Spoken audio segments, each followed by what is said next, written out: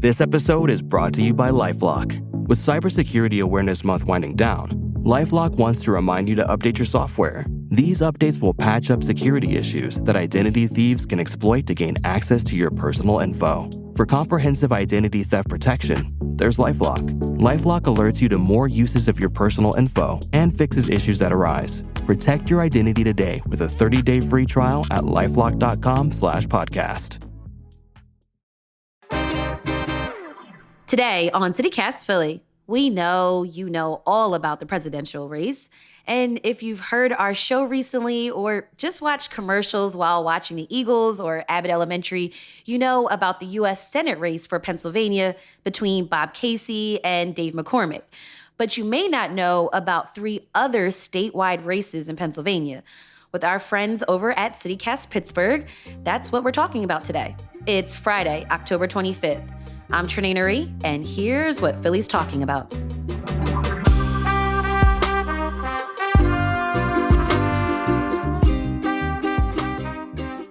I'm with CityCast Pittsburgh's Megan Harris. Hey, Megan. Hi. And joining us is the Capitol reporter from Spotlight PA, Stephen Caruso. He's a friend of both of our shows. Hey, Stephen. Hi, Trenae. Thanks for having me. Okay, guys, what has it been like in this lead up to this election? What's it been like for you guys over in Pittsburgh and Harrisburg? I mean, I think the worst is during the Steelers and I'm betting the Eagles games and the Phillies and the Flyers and the Penguins. Well, the Phillies are out, so I wasn't going to rub it in, but it's like it's tough to watch sports right now, you know? Right. It used to be enjoyable to watch, but now we all collectively in my family go, ugh. The commercials, they're just intense. Is it like that for you, Stephen?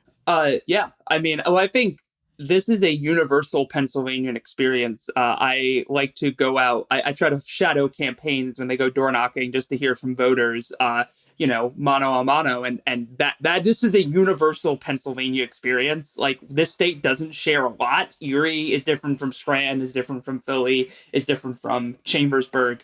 But I think everyone's just like, stop sending me mail, stop putting ads on my television shows. My mind is made up in 99% of cases. Please stop. But hey, some people are going to make money off of it, so I'm happy for them. I don't know if I'm happy for them. It's exhausting. Yeah, it is exhausting and it's frustrating. But do you think that this national spotlight in some way is good for our state? Good for whom? I guess, I know I'm very busy doing media phone calls with everyone from Al Jazeera to the BBC. I don't know if that's good for Pennsylvania. I don't know. People pay attention, but if they're not understanding Pennsylvania in terms of the nuances of this really diverse state, and they're just thinking about it as the Pennsylvanians are going to decide the election again. If they're just, if they're not thinking about us as people, is it really worth it? But we have to talk about these things because it's our civic duty and we have to know, we have to share this information. So that's why we're here today. Stephen, let's get into it. These big statewide races, Attorney General, I think is probably arguably got the biggest, more people are aware of it than say Treasurer or Auditor. There's so many commercials around this campaign. There have been a couple of debates now. It feels like maybe this is getting more attention than usual, the Attorney General's race. I'm curious your impressions on that. Yeah. So, the Attorney General is definitely the most high profile of those row offices. And when we say row offices, it's that's literally just a term because usually they're all in a row on a ballot and all of their offices sometimes are next to each other. There is very little to that term. I only say that because sometimes people, when I use that term publicly, ask me questions about it. But I digress to say that, Attorney General is most important. They're the top cop, the chief prosecutor. They have the ability to convene grand juries on subjects like fracking waste. They have the ability to, they lead prosecutions of political corruption or drug trafficking. And because of, and also I should say they have the ability to file lawsuits over things like election law or abortion law. And so their position has a lot of national implications. I go no further than our current governor, Josh Shapiro, who was the Attorney General before he ran for governor. It's a big launching pad for political careers, and national politicians are aware of this. There are 2 national groups for both Democrats and Republicans that only route national corporate and PAC dollars to attorney general's races now. They're called RAGA and DAGA, just Democratic Republican Attorney General Association. Those groups are spending big on this race. And that's why you see so many ads on this race, because this position does have a lot of implications. I mean, if attorney generals can banding together among states, which is what they oftentimes do. You saw a lot of this against Trump. Like states would band together, Democratic states, and file action against him. You saw Republican states band together and file actions against Biden. This is a way of sort of trying to use the power of the states to fight a federal government if there are no checks on it in D.C. Yeah, but it's not just political, too. I think we should point out that a lot of times they band together to file lawsuits on behalf of, their constituencies, too, like, against the opioid manufacturers, for example, or when they were talking about sex abuse in the Catholic Church. Like, there are other ways that they use the office that aren't just split along party lines. Yes, thank you for pointing that out, because that is very true. I guess this is an office that, it has a meaningful role as the top prosecutor in sort of setting the standard for how criminal justice issues are handled. The opioid case is a great one. I mean, that was bipartisan. And I think when attorney generals are really doing, a job, well, like that, opioids affected people no matter their party registration. And so that was a key issue of, law enforcement, I think, being very nonpartisan. But these positions are increasingly also becoming partisan. And I think that's why you're seeing renewed national interest. So it isn't so much just this like race within the state where you're pitting the local interests against each other to fight for who gets to kind of lead law enforcement. But, national groups are seeing interest in this to not only make sure the attorney general's office is friendly to your goals, but also like you're making sure somebody in your party is there to use it as a leapfrog for a higher office, whether that's U.S. Senate or governor or whatever. Okay, so you gave us a little overview of what this office does. Now, tell us about the Democrat Eugene DePasquale and Republican Dave Sunday. Two different backgrounds, very different politics, right? Yeah. So Eugene DePasquale is a Democrat. His name might be familiar to folks because he was the Auditor General for 8 years, another office we're going to talk about. He is an attorney. You have to be an attorney to be in this office. He's running as kind of a very standard Democrat. He's talking about these national issues that we kind of were talking about, abortion rights. He's talking about election law. He's saying about consumer protection. That's another thing the Attorney General has a lot of say over. He's really saying he wants to use the office to, kind of attack these issues. Dave Sunday, the Republican, he's the district attorney in York County, central Pennsylvania. He has tried to sort of be conservative, but also leave himself open to seem, I think, like a moderate. I mean, he talks a lot about his idea is redemption and accountability. For folks that have been prosecuted through like criminal court systems. Correct. Yeah. And he brings this up a lot in how he addressed the opioid crisis in York County.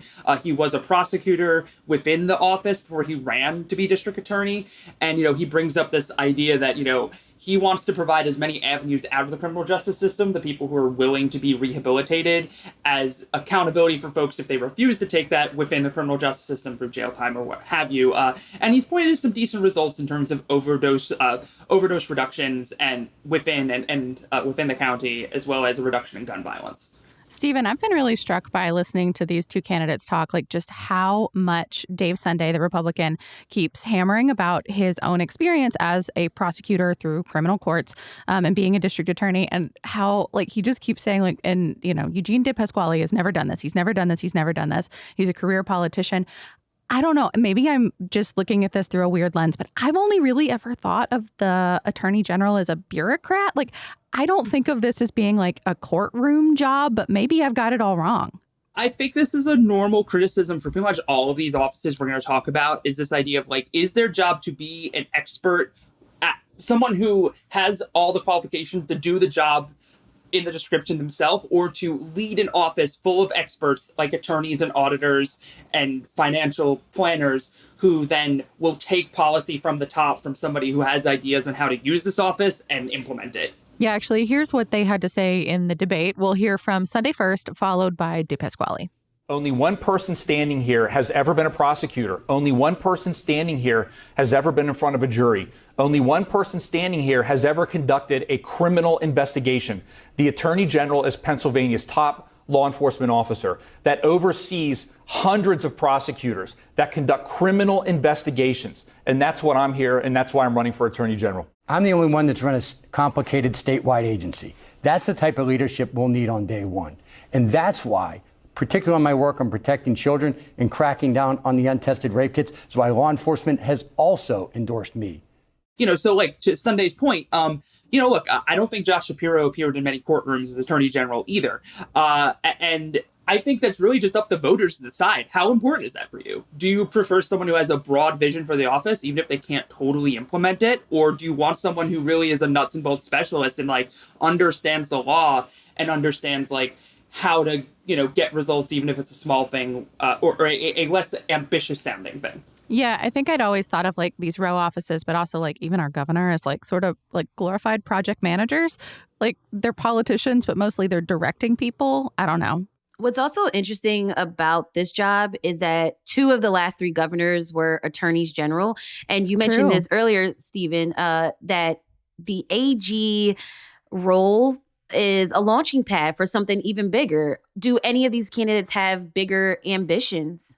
I think it's hard to say at this point. Look, I mean, DePasquale's run for multiple offices. If he has any goals outside of Attorney General, he hasn't said. Sunday's name hadn't really come up except in the context of this Attorney General's race. If he has ambitions, he hasn't said. But I think it's something with all these offices. You often see, it's not just Attorney General. It's going to be Treasurer, it's Auditor General. These folks, you win one statewide office. You have an office where you could theoretically appear in any corner of the Commonwealth with taxpayer money to reveal an audit or talk about a report or a project or something you're doing. And it lets you build a statewide name. So it is a useful thing to think about is, the people you're electing to these office are the people you want to see run for office in the future, because they very well might.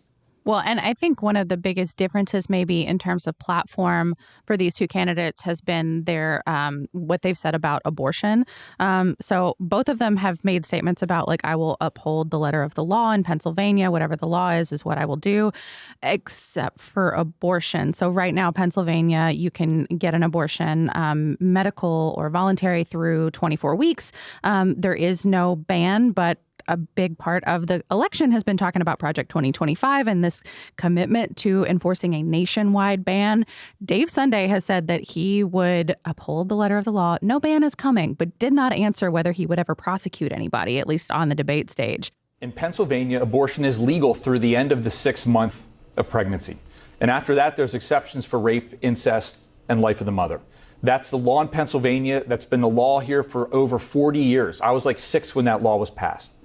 And just like I would every other law, I will absolutely enforce and defend the abortion laws in Pennsylvania, period. DePasquale, on the other hand, has said unequivocally over and over again, I don't care what the law is. I will not prosecute a woman for getting an abortion for any reason. I will not prosecute their doctor, and I will not prosecute somebody who comes to Pennsylvania for this procedure. It is a big difference in how they answer that question. I want to be very clear.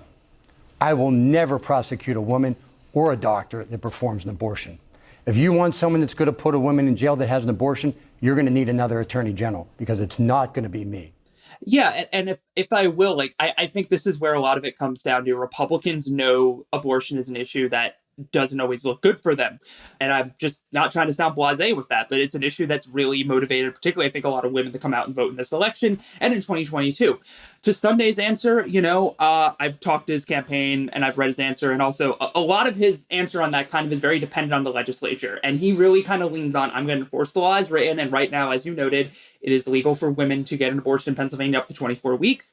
And there's no ability to really, prosecute a doctor for that. I would say that, his point is basically that I don't see that law changing anytime soon, because Republicans started to make an effort to do that in 2022 and they lost the state house. The House is now Democratic. I think abortion was a big part of that. But so much of that could change in this election cycle. That is the best question that I think one could say, is that, his answer seems very dependent on the law. He hasn't given an answer on what would happen if that law were to change. What he said is, I'll enforce the law. And I believe in one of the debates when pressed, he kind of said, I don't see that changing. Of course, I think there's a lot of things that have happened in the last 8 to 10 years that people didn't see coming that happened. So, I'm just saying, I get the point he's trying to make. I also will tell you, trying to predict what the Pennsylvania legislature is going to do is a fool's errand. Steve, you got to explain to us. There is a familiar name involved in the background of this race. Our state's richest man, Jeffrey, is it Yaz? Yeah, Yes. Okay, Yaz. like Yas Queen. Yaz Queen. Okay. Yeah, literally. Jeffrey Yaz. I only want Trinae saying this man's name from now on. Okay. How is Yaz trying to influence the outcome in this race? He's doing what he has been doing pretty much every election since roughly 2018, 19, 20, which is spend boatloads of money. He's a billionaire. He's Pennsylvania's richest man through his stock trading and also a big investment in TikTok. And so he pours millions of those dollars into state races. In particular, we've seen it in judicial races, we've seen it in legislative races, and now we're increasingly seeing it in this attorney general's race. Look, Jeff Yass's main issue, as his allies will often say it, and I think Yass himself has kind of said in interviews, is school choice. The attorney general's office doesn't have a huge role in education, though they could potentially file lawsuits against schools if they saw them as non-compliant with like existing law. Around students, but like I don't know what that would look like in Pennsylvania. But he also has in Philadelphia, for instance, he put a lot of money into some PACs to try to go after Helen Gim and in her mayoral race on this law and order issue, among other things. I believe he also spent money in Allegheny County in local races last year during the county executive race. So I think Yass and the people around him are just increasingly aware that there are a lot of, young, ambitious, progressive politicians that, they want to spend money against. And Eugene maybe isn't particularly progressive, particularly young, but also just in general, it seems like there's more and more spending being directed down ticket to try and help Republicans win there to prevent, as we noted, the rise up of successful Democrats using the platforms of government. I can't tell you what Jeff Yass's priorities are in public safety. He's on the board of the Libertarian Cato Institute, which I don't particularly think of as a tough on crime institution. But, I think at bare minimum, he's a man that's aware that for Republicans to succeed in Pennsylvania, you got to start somewhere. So you might as well put money into these low information races like attorney general, even though they are incredibly important. We've got more on the other statewide races after the break.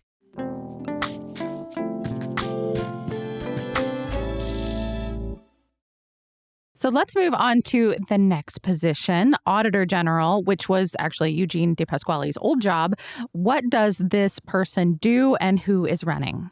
Auditor General is perhaps my favorite position because their job is basically to just review all of the state spending. They are professional neb noses, and I love that. They're basically the closest thing to a journalist in state government. Look, I'm being a little glib with that, but truly, their job is just make sure state dollars are being spent on what they should do. They have some restrictions on what they can and can't look at, but Auditor General's job are to follow the money from local fire departments to local pension funds to the state's Medicaid program, all the way up to the governor's office if they want to. There's an old audit of how the state plane was used. So, and I think that's fascinating because it gives them a lot of discretion. But I should say, too, is that discretion also can come at like a cost of death. We brought up this issue of, their priorities and what they think about. Some of those audits, like of local fire departments and pensions, are required by law. The Auditor General's office has to look at them.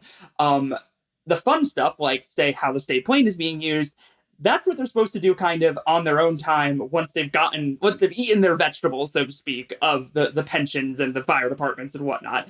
And that's where it gets into, the candidates. Tim DeFore, a Republican, is the incumbent. He's from Dauphin County. He himself has a long history of doing this stuff. He's been an auditor. He's been a fraud detector. He's done a lot of this work. He won in 2020. Replacing Eugene DePasquale. And he's mostly run on bread and butter. Like, I'm just here to make sure this office is doing what it needs to do. His sexiest audit was of the Governor Tom Wolf's business waiver program from 2020, which your listeners might recall was that program that let certain businesses reopen. He basically said it was poorly run, kind of confusing, didn't really swing a big hammer at Wolf, just said program was kind of bad. Businesses were confused. That's about all I got. And then he is running against State Rep Malcolm Kenyatta from Philadelphia. He is a very outspoken progressive. He's been a top surrogate for Democrats. He appears on cable news. He ran unsuccessfully for U.S. Senate in 2022. And he's kind of running on, I want to make this office a watchdog for the people. He's talked about, wanting to make sure the office takes a closer look at labor law violations among state contractors. He's also talked about trying to audit how the state addresses gun violence to look for how money is used or abused within that. And he's also trying to just, say DeFore, it's just DeFore is a Republican, and in the year 2024, is it safe to vote for a Republican given all the things that we associate Republicans with in the year of our Lord 2024? If you are a traditional liberal voter in, say, the suburbs who might have voted Republican in the past, but is starting to become more Democratic. So funny thing is, I sat across in some classes with Kenyatta. We both went to Temple together, and Drexel. He graduated. I did not. Kenyatta is also seeking re-election to the State House too, right? Yes. Yeah, a little unconventional this year. Yeah. Yeah. Oh, well, I don't know if that's actually pretty conventional these days in Pennsylvania. I mean, yes, increasingly so, but I still think it's like, it still hits me as weird sometimes when we see that. Like, yes, you're right. Like, but the inside baseball. I feel like for us, when we see our ballots and we're like, wait, you're doing two? Wait, what? I fully support listeners taking away whatever conclusion they want. I just simply wish to note that, I have the clips to show you what happens when people do that, and they did it a lot last year. But yeah, he is also running for re-election to state rep along with the statewide office. Look, I think Kenyatta, he's always had a nose for a viral moment. And as we've noted, he's run for a statewide office once already. This is his second run. He's someone who, he's young. He's the first openly gay Black lawmaker in the Pennsylvania General Assembly. I think that he's building a brand. He has a brand, and he's an ambitious politician. And this is, he's taking a run at this office that is sort of an open book. As I noted, Eugene DePasquale was the Auditor General before this. He was known for just kind of going around the state and trying to shine a light on things. And it goes back to this debate, like, is the point of this office to just take deep dives on the things that they're required to by law? Or is the point of this office to use the bully pulpit you're given as a statewide elected official to try and just get your hands in a lot of places and bring attention to it? I think that's the fundamental back and forth with the Auditor General's office. Up next, we're talking about the race for state treasurer.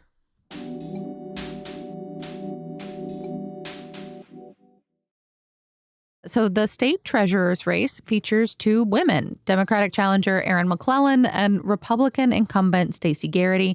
But this race is an odd one because some of the criticisms of McClellan's serial runs for office, and then Garrity, she said the 2020 election was stolen. She called to decertify results, and she's still super involved with Trump stuff now. I think that what you brought up there is fundamentally going to be the argument over Stacey Garrity. She's the incumbent. She ran for office in 2020, won in a surprise against a Democrat at the time who was in office. And during her run and as office, she has played into the narrative that the 2020 election was stolen, including at a rally with Trump, I believe, in 2022. But she's also courted the unions, Pennsylvania's unions, particularly trade unions, in a really strong way. So as the treasurer, the main thing that the treasurer can kind of do is they don't decide how too much money is spent. That's what the legislature and the governor do. The treasurer just writes a check. Their name is on, your paycheck as a Commonwealth employee, and they make sure all those checks go out, whether it's for a grant program or, to a DMV worker. But they have some ability to basically use money that isn't going to be spent in a couple months and throw it at an investment in the meantime. And Garrity has done that for sent money to, say, like union pension funds, healthcare plans, some other things like that are looking for dollars to invest. She also sits on the pension board where she's tried to pull money back from hedge funds. So I say all this that she's kind of tried to be a populist in her office, and that's appealed to some trade unions who have backed her in this election, including the carpenters, for instance, and some others. So I think, Garrity's, what she's kind of trying to do is she has this record on the 2020 election that doesn't look that great, and one of the Democrats who's going to run against her even really hammered, but she's also courted union votes, and she's now trying to present herself as a moderate, as an independent, even as a Republican, and hoping to get folks to come vote for her from the other side of the aisle. What about the Democratic nominee, Erin McClellan?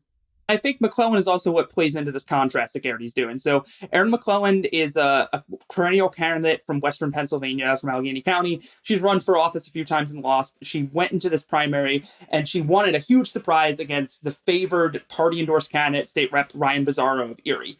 And like I said, Bizzarro was throwing a lot of these same arrows at Garrity, saying, she's a MAGA extremist, she is an election denier, this, that, and the other thing.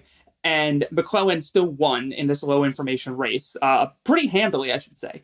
So McClellan, she's run rehab centers in Western Pennsylvania, and she's running as basically just, I think, a fresh face. She's saying that she'll try to keep, in particular, state dollars out of foreign investments. She's pointed to about $50 million in state money that Garrity put into Israel bonds after the October 7th attack last year. So McClellan is, I think, trying to just draw a distinction between, the mainstream Democratic Party and herself with, say, the Israel stance. And also, most notably, she specifically said that she did not want Josh Shapiro to be Kamala Harris's running mate in August over the accusations of sexual harassment by one of his top aides. So that has led to some, I think, internal drama within the Democratic Party. And Garrity has tried to fan those flames as well and just basically convince anyone that she can, that McClellan's a little out there, a perennial candidate. And if you think that's weird, you should vote for me. McClellan, meanwhile, I think is just, she's run a low-key campaign. She did in the primary. I think she's doing it again in the general. I'm very interested to see how this race turns out, though. Yeah. I'm also very interested to know, what are you guys eating on election night? Well, Trinae with the hard-hitting questions always. Right. I mean, we're doing pizza, obviously. It's the journalism pizza, joke coffee. every year. Yeah. Do you have a go-to spot, Trinae, over there in Philly? So this year I'm gonna try this spot called Pizza John. It's in Manioc. They've got New York and Detroit styles, but they also have the grandmom style. Do you even know what that is? No. is that Sicilian? Yeah, it's a sesame seed bottom square pie. So Yeah, it's like a Sicilian, I feel like. I like that. What about you guys? We're definitely here in Pittsburgh going for Spack Brothers. They are a classic over in our East End neighborhoods. But they have all kinds of options. They do gluten-free and vegan, and they have a pickle pizza that people go nuts for. We have not aligned as a team on toppings. We'll get to that soon. Ballots must be cast, but yeah, we definitely know our spot. Nice. Steven, what you getting? Well, honestly, I don't know exactly where I'm going to be yet. I'm still making my plans, and my gut is I might be on the road somewhere at a candidate celebration, or potentially a group therapy session, whichever way it goes. So I don't know. I guess I'll be eating whatever I can get my hands on. Sorry, I don't have a good answer for this. It's okay. No, Stephen, you are truly in the trenches. So thank you for your service. And thank you for joining us today here on both CityCast Philly and CityCast Pittsburgh. Thanks, Steven. Thank you for having me. And if I may, all I want to say is feel free to throw this in.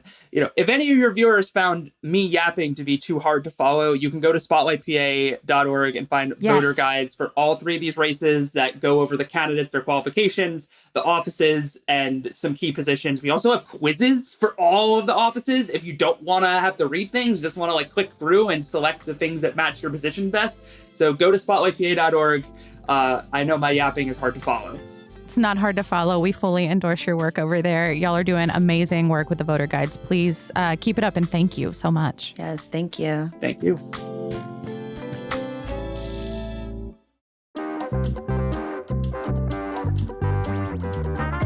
That's all for today here on CityCast Philly. Our executive producer is Matt Katz. Our producers are Abby Fritz, Selena Say Reynolds, plus our friends over at CityCast Pittsburgh. Our Hey Philly newsletter editor is Ava Wynowski. And our host is me, Trinae Nuri. Music is by Philly's own Interminable, with additional music from All the Kimonos. If you enjoyed this show, this week of episodes, tell a friend, rate the show, leave us a review, and subscribe to our morning newsletter, Hey Philly. We'll be back Monday morning with more news from around the city. Have a great weekend and be safe, y'all. Bye.